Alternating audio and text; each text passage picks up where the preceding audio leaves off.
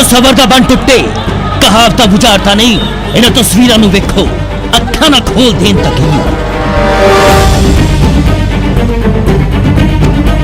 एक मुद्दा दूजा मुद्दा तीजा मुद्दा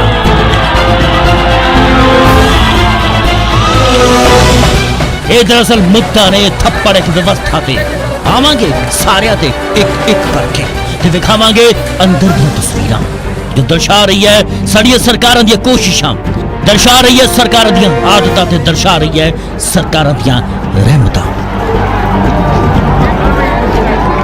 अजिहियां गल्लां या कहो अजिही तलखी इसलिए क्योंकि देश आजाद होने तो बाद तो लैके हुण तक इन्हां नेतावां ने जो इस देश की हालत की है जिस कुव्यवस्था नूं सानूं दिता है वो दरअसल तमाचा है दे नहीं बहरहाल कमियां साडियां भी ने कुर्सियां तां आपां ही वंडियां ने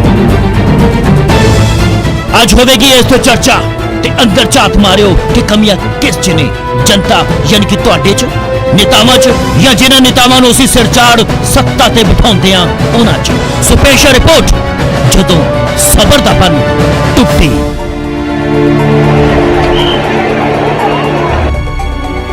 कोरोना संकट ने दसता कि साडियां सरकारां किन्ने पानी च है सिर्फ सरकारां नहीं वड्डियां वड्डियां कंपनियां वड्डे वड्डे कारपोरेट घराने ते हजारां करोड़ां दी टर्नओवर दियां डिंगा हांकण वाले बिजनेसमैन बहरहाल अजकल ना तो बिजनेसमैन दी है ना वड्डे वड्डे घरानियां दी है अजकल साडियां सरकारां दी है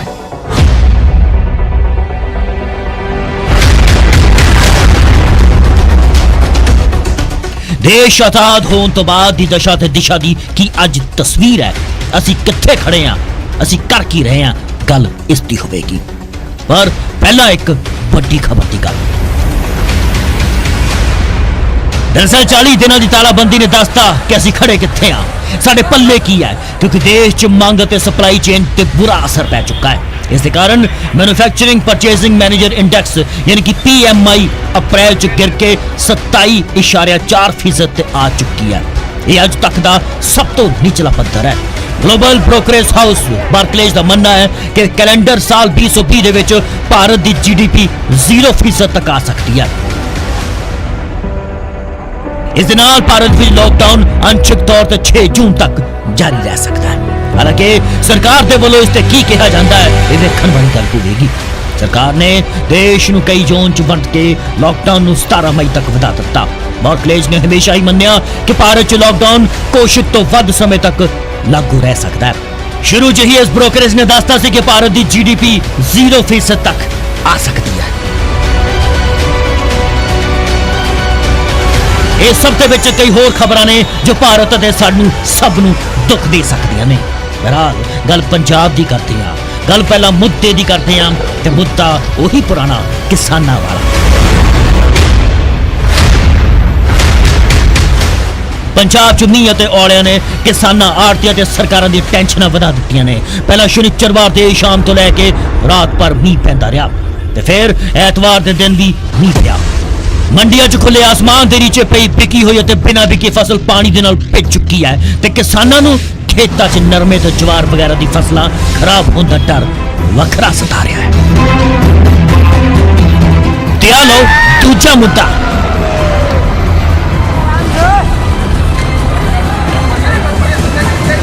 तीन दिनों च 6.10 लाख लोगों ने पंजाब सरकार नूं अपने गृह राज जाण दे लई अर्जी दी है यानी कि वापस परतना चाहते हैं ते रजिस्टर भी करवा दिता है यानी वड्डी गिनती च लोगों के अर्जी देने तो बाद पंजाब सरकार के होश फाख्ता हो गए हैं यानी कि उड़ गए हैं सरकार किसान ते फैक्ट्री मालिक की करन इस सोच ने भी टेंशनां च चार चंद ला दिते ने पर सोच के देखिए कि टेंशनां दित्तियां किसने कोरोना दे नाल कौन इसका जिम्मेवार है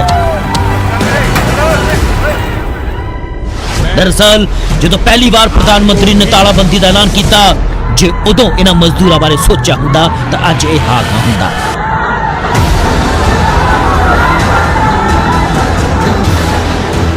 जिन्हां किसानां दे कोल मजदूर काम करदे सन उन्होंने तालाबंदी के दौरान इन्हां दा फिक्र कीता हुंदा अज इन्हां दा ढिड भरन दे लई सौं चुकी हुंदी अज इह हाल ना हुंदा जिन्हां फैक्टरी मालकां दी कोठियां महल चुबारे इन्हां दे सिर ते पे, जेकर ओह इन्हां नूं इस औखी घड़ी च दिलासा दिंदे ते आर्थिक मदद दे नाल नाल ढिड भरन दी वचनबद्धता निभाउंदे तां अज इह तस्वीरां सामने ना आउंदियां।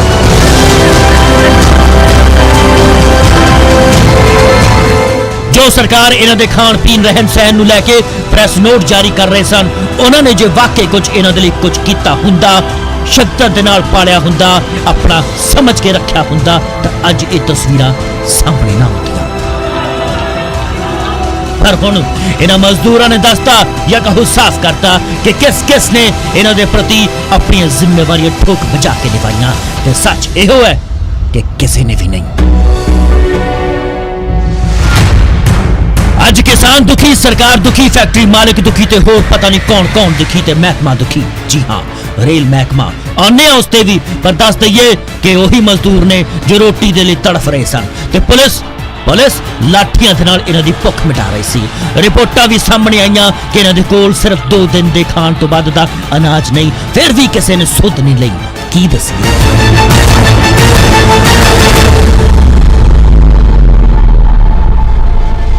फैक्ट्रियां च इन्हां वर्करां ने हड तोड़ मेहनत की, किसानां दे खेतां च तपदी धुप च पसीना बहाया ते सरकारां नूं रेवन्यू गया, इन्हां नूं की मिलिया की दसीए। बहरहाल अज जदों यह 6.10 लाख लोग अपने घर वापस परतना चाहते ने तो डर सता रहा है कि हुण होऊगी। रातां दी नींदां ते दिन दा चैन गुआ चुका है। मिनटां तरले पाए जा रहे ने कि तुसी ना जाओ, पर जान किवें ना ये लोग कई बार कह चुके ने कि कोरोना तो नहीं, ये लोग भुख नाल मर जाणगे। दरअसल ना तो गल कोरोना दी है, ना गल इन्हां दी भुख दी है ते ना भुखे ढिड दी। गल है उन्हां फर्जां दी जो इन्हां दे प्रति समझे ही नहीं गए। गल है उन्हां दुश्वारियां दी जो इन्हां दे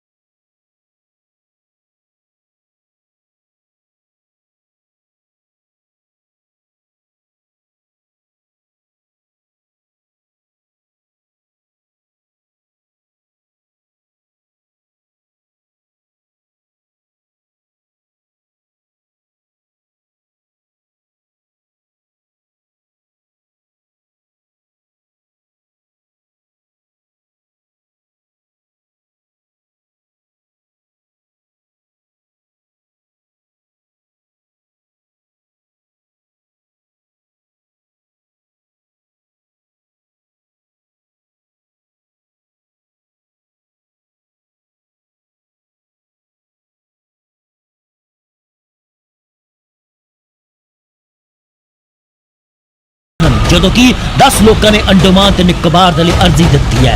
पंजाब सरकार की सब तो वड्डी जनता उत्तर प्रदेश और बिहार के लोगों की है, क्योंकि 6,10,775 लोग जो उत्तर प्रदेश ते बिहार के 5,48,972 हैं। इस नाल ही सरकार की चिंता यह भी है कि इन्नी वड्डी गिनती च लोगों की स्क्रीनिंग किवें कीती जाएगी।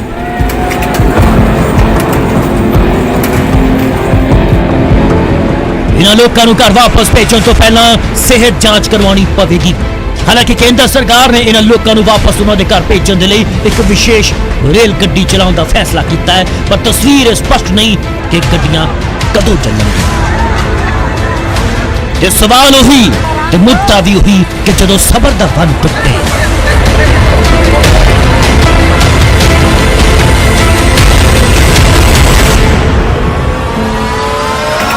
आने इसते भी पर तीजे मुद्दे ते भी झात मार लेंदे हैं,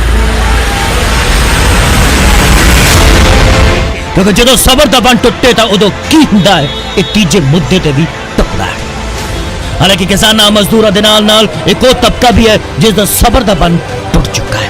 दरअसल लॉकडाउन च राहत मिली तो लोग शराब दी दुकानां वाल भज निकले।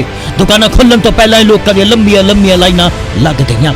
ਕਿਹਾ ਤਾਂ ਇਹ ਵੀ ਜਾ ਰਿਹਾ ਹੈ ਕਿ ਲਾਈਨਾਂ 2-2 ਕਿਲੋਮੀਟਰ ਤੱਕ ਲੱਗ ਗਈਆਂ ਸਨ।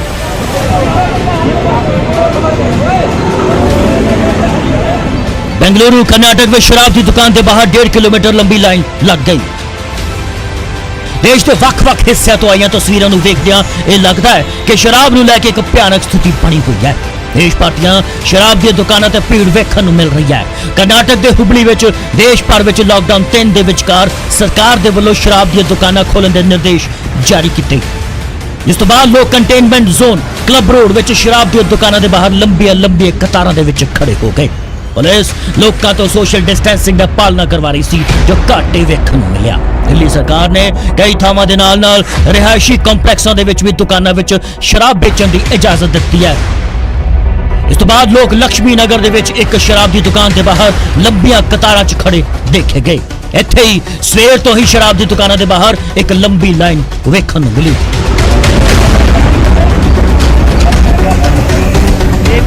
जी हाँ नहीं कि सबर दा बन इन्हां शराब पीण वालियां दा ही टुटिया, पुलिस दा भी टुटिया। नियमां दी पालना ना करन वाले ते पुलिस दी सख्ती भी विखी।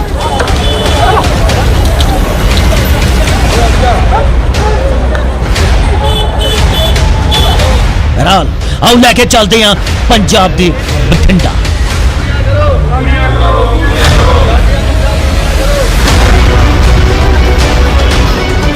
किसी का इंतजार सूरज निकले तो पहला तो जारी है कि कोई लॉकडाउन के लिए कई कोसा यानी कई मीलों का सफर तय करके इत्थे पहुंचा।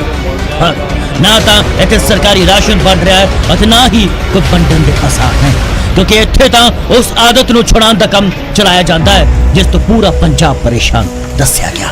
बेसबर बेचैन तड़पते लोगों का एक जमावड़ा लग्या है बठिंडा के नशा मुक्ति केंद्र के बाहर। जिस नशे नूं छड्डण दे लई बड़ी जद्दोजहद कीती, अज उही नशा जरूरी लगन लग पिया, क्योंकि लॉकडाउन की वजह दे नाल दवाइयां तो मिलना मुश्किल हो चुकियां ने। सब नूं लग रहा है कि कोरोना वड्डा खतरा है, लेकिन इत्थे बैठा एक शख्स कि उसनूं कोरोना नहीं सगों नशे की तड़प रही है, तड़पा रही है। सोशल डिस्टेंसिंग के संदेशों दे विच तस्वीरां दसदियां ने कि नशा किड्डी वड्डी समस्या है। इत्थे किसी नूं जानलेवा कोरोना का डर नहीं, सगों सिर्फ फिक्र इस गल दी है कि अज दवाई का जुगाड़ होगा या नहीं। कोई अपनी मां दे नाल पुछया ते किसी ने साइकिल ते ही कई किलोमीटर का सफर तय कर दिता।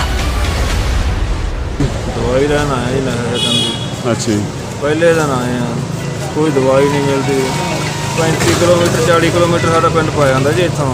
ਸਾਈਕਲ ਤੇ ਆਏ ਦੋ ਜਣੇ, ਇੱਕ ਨੂੰ ਖਿੱਚ ਕੇ ਲਿਆਇਆ ਭਨੋਗੀ ਨੂੰ ਨਾਲ, ਤੇ ਹੁਣ ਜਾਣਾ ਬੜਾ ਔਖਾ। ਕਹਾਂ ਦਵਾਈ ਨਹੀਂ ਮਿਲਦੀ, ਕਿੱਧਰ ਜਾ ਕੇ ਹੁਣ ਅਸੀਂ ਸਰਕਾਰ ਸਾਡਾ ਕਰੇ ਕੋ ਨਾ ਕੋ, ਜਾਂ ਸਾਡੇ ਗੋਲੀ ਮਾਰ ਦੇ। ਕਿੰਨੇ ਵਜੇ ਆਏ ਹੋ? ਅਸੀਂ ਆਏ 5 ਵਜੇ ਦੇ ਪਿੰਡੋਂ ਤੁਰੇ ਆ ਤੇ 8 ਵਜੇ 7 ਵਜੇ ਪਹੁੰਚੇ ਇੱਥੇ। ਅੱਛਾ, ਡਾਕਟਰ ਨਾਲ ਮਿਲੇ ਕਿ ਮਿਲੇ ਨਹੀਂ ਹਜੇ? ਕੋਈ ਡਾਕਟਰ ਨਹੀਂ ਮਿਲਿਆ, ਕੋਈ ਕੰਪਾਊਂਡਰ ਨਹੀਂ ਮਿਲਿਆ ਸਾਨੂੰ। ਕੀ ਕਹਿੰਦੇ? ਉਹ ਆਦੇ ਹੜਤਾਲ ਆ, ਬਾਹਰ ਜਾਓ ਹੜਤਾਲ ਆ। ਉਹ ਤਾਂ ਆਪ ਆਦੇ ਸਾਡੇ ਨਾਲ ਦਰਖਾਹਾਂ ਭਲਾ ਉਹ ਕਰੋ ਵਾਹ ਕਰੋ। ਹੁਣ ਅਸੀਂ ਕਿੱਧਰ ਜਾ ਕੇ? ਡਾਕਟਰ ਕਹਿੰਦੇ ਬਈ ਥੱਲੇ ਜਾਓ, ਹੜਤਾਲ ਹੋ ਗਈ। ਉੱਥੋਂ ਮੈਂ ਕਿਹਾ ਬਈ ਮੈਂ ਤਾਂ ਢੋਈ ਦੇ ਉੱਤੇ ਮੈਥੋਂ ਤੁਰਿਆ ਵੀ ਜਾਂਦਾ, ਮੇਰਾ ਮੁੰਡਾ ਅਜੇ ਆਇਆ ਨਹੀਂਗਾ। ਕਿੰਨੇ ਵਜੇ ਆਏ ਹੋ ਤੁਸੀਂ? ਅਸੀਂ ਬਈ ਆਏ 6:30 ਵਜੇ ਦੇ। ਕੀ ਮੰਗ ਕੀ ਕਰਦੇ ਹੋ ਹੁਣ? ਮੰਗ ਜੀ ਕਰਦੇ ਵੀ ਜਿਹੜੇ ਇੱਕ ਵਾਰੀ ਦਾਰੂ ਦੇਤੀ ਮੁੜ ਕੇ ਦਿੱਤੀ ਮੁੰਡੇ ਨੂੰ, ਅੱਛਾ, ਤੇ ਵੀ ਦਵਾਈ ਮਿਲ ਜੇ ਭਰਾਵਾ, ਤੇ ਕੋਈ ਹੋਰ ਕੋਈ ਰਾਸ਼ਨ ਪਾਣੀ ਨਹੀਂ ਮਿਲਦਾ, ਕੁਛ ਨਹੀਂ ਮਿਲਦਾ। ਡਾਕਟਰ ਨਾਲ ਕੋਈ ਗੱਲ ਨਹੀਂ। ਕੀ ਕਹਿੰਦਾ ਡਾਕਟਰ? ਸਾਨੂੰ ਇਹ ਤਾਂ ਪਤਾ ਨਹੀਂ ਕਿ ਅੰਦਰੋਂ ਕੰਪਿਊਟਰ ਆਇਆ ਸੀਗਾ, ਉਹ ਕਹਿੰਦਾ ਵੀ ਹੜਤਾਲ ਹੈਗੀ ਹੈ ਤੇ ਕਹਿੰਦੇ ਸਾਡੀਆਂ ਮੰਗਾਂ ਪੂਰੀਆਂ ਨਹੀਂ ਹੋ ਰਹੀਆਂ, ਸਾਡੀਆਂ ਮੰਗਾਂ ਪੂਰੀਆਂ ਹੋਣਗੀਆਂ ਤਾਂ ਦਵਾਈ ਤੁਹਾਨੂੰ ਦਿੱਤੀ ਜਾਊਗੀ, ਨਹੀਂ ਤਾਂ ਫਿਰ ਘਰੇ ਜਾਓ। ਅਸੀਂ ਦਵਾਈ ਕਰਕੇ ਬੈਠੇ ਹਾਂ। ਜੇ ਸਾਨੂੰ ਦਵਾਈ ਨਾ ਮਿਲੀ ਨਾ ਤਾਂ ਅਸੀਂ ਕਿੱਧਰ ਜਾ ਸਕਦੇ ਹਾਂ, ਨਾ ਕਿਤੇ ਕੰਮ ਕਰ ਸਕਦੇ ਹਾਂ।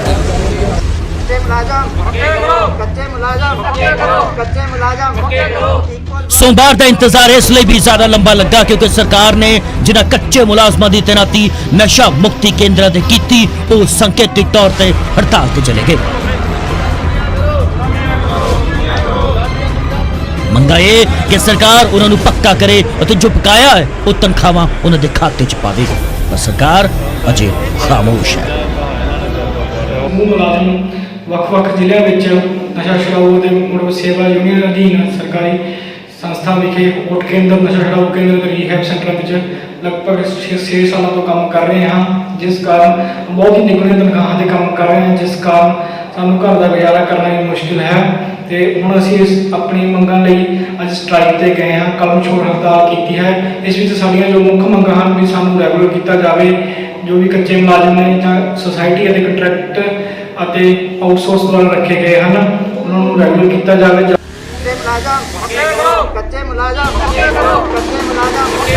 ਮੁਲਾਜ਼ਮ ਆਪਣੀਆਂ ਮੰਗਾਂ ਤੇ ਅੜੇ ਹੋਏ ਨੇ ਤੇ ਬਾਹਰ ਖੜੀ ਭੀੜ ਆਪਣੀਆਂ ਗੱਲਾਂ ਤੇ ਨਤੀਜਾ ਇਹ ਬਠਿੰਡਾ ਦੇ ਇਸ ਨਸ਼ਾ ਮੁਕਤੀ ਕੇਂਦਰ ਦੇ ਬਾਹਰ ਦਿਨ ਭਰ ਇਹੋ ਨਜ਼ਾਰਾ ਰਿਹਾ।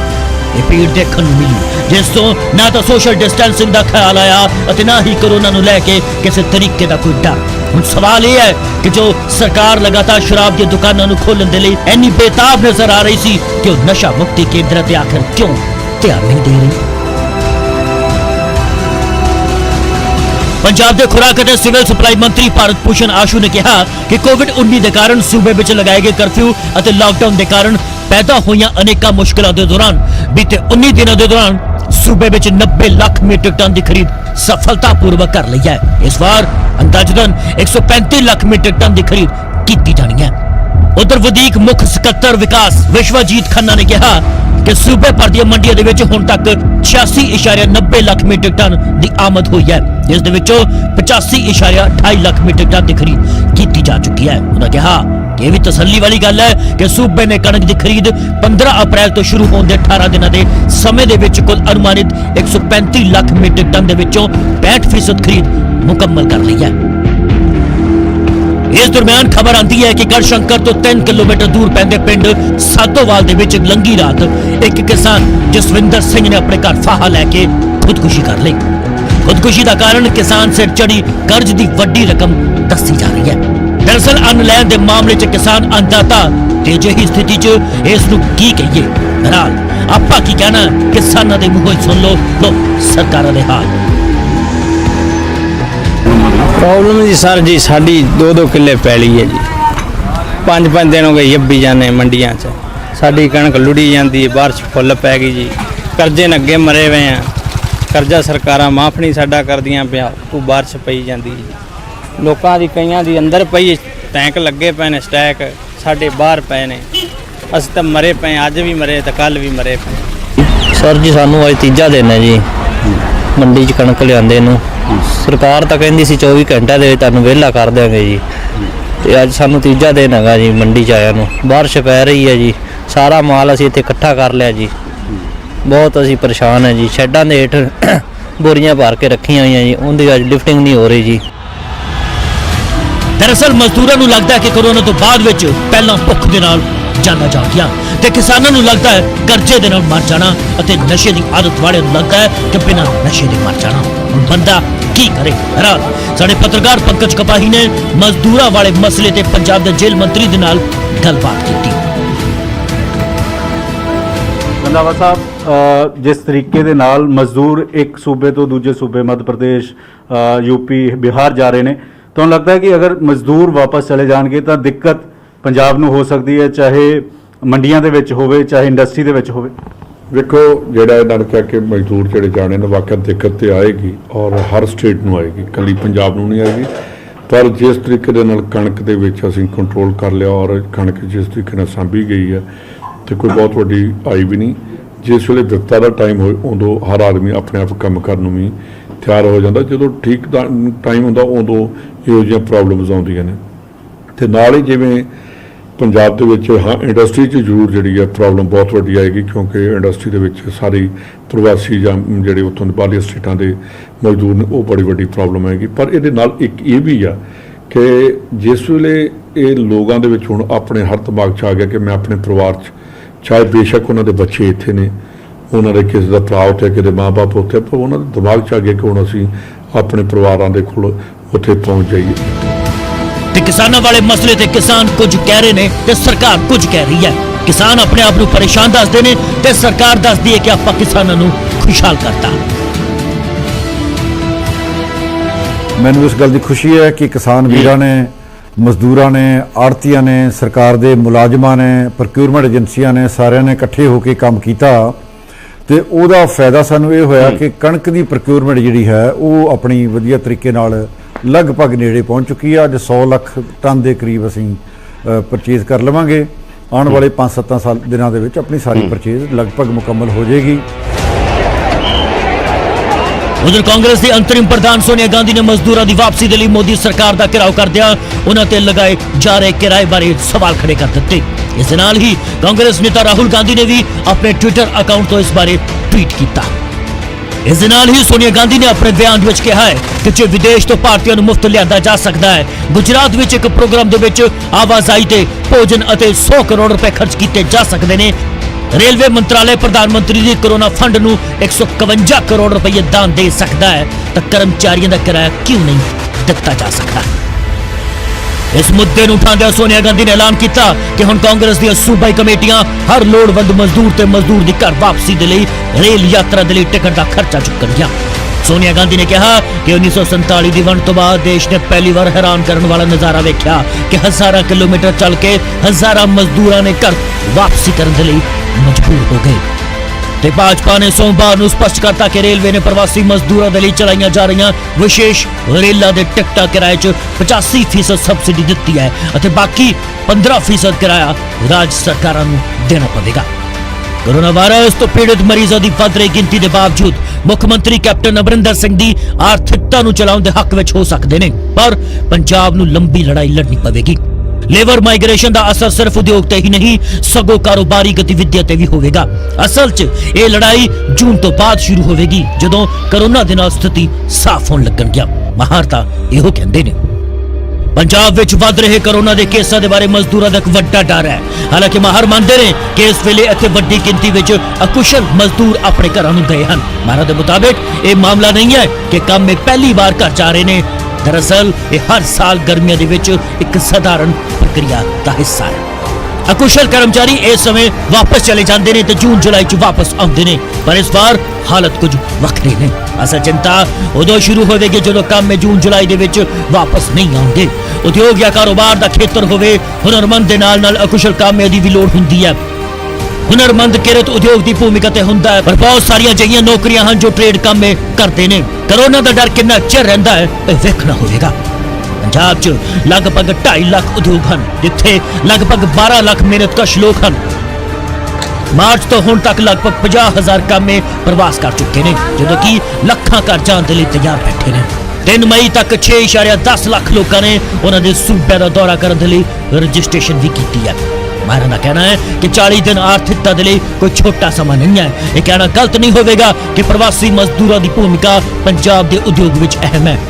हुण उद्योग ते सरकार दोवां दे सामने चुनौती होगी कि कितनी जल्दी मजदूरों के विश्वास की जित हासिल करेगी। हालांकि असल प्रभाव छोटे उद्योग ते वेखण नूं मिलेगा। चंडीगढ़ न्यूज़ डेस्क तो नीरज बाली दे नाल ब्यूरो रिपोर्ट न्यूज़ 18 पंजाब।